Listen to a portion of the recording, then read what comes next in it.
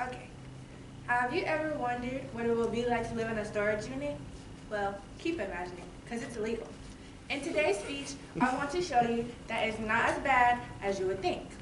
Living in a storage unit could help someone. Today, I will go over 3 main points. People should be able to live in a storage unit, how homeless people live in the same conditions and sometimes worse.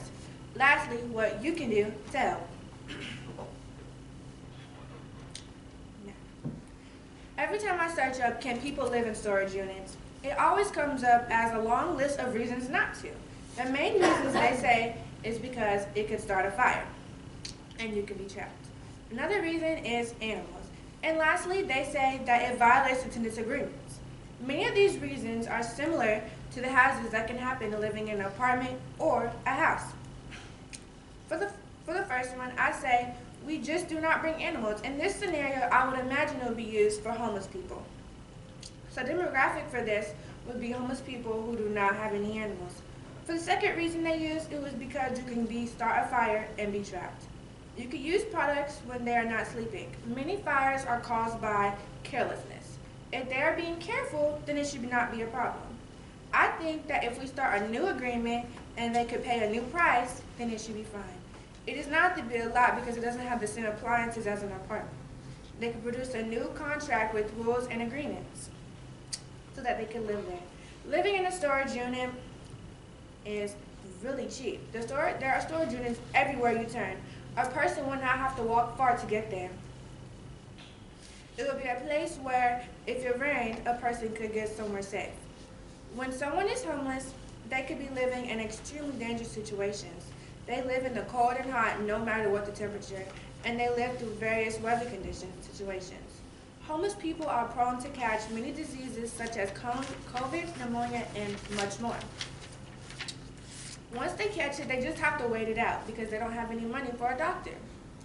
Most time when you see a homeless person, you assume they can just go to a shelter. But homeless shelters are not the best alternative because they do not have any privacy and many of your belongings can get stolen. And in most cases, when it comes to homeless shelters, there's a waiting list. It can be very dangerous to women and children. 60% of youths have either been raped or assaulted while being homeless. Living in a storage unit is a safe and affordable option when you don't have anything else.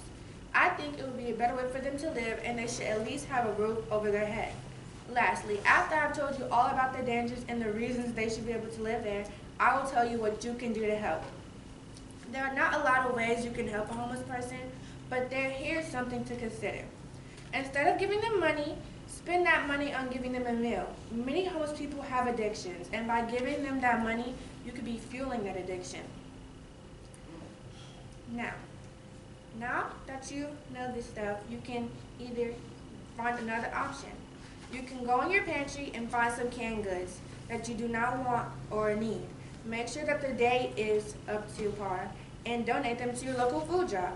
Find a homeless person near you and give them an old blanket that you do not need.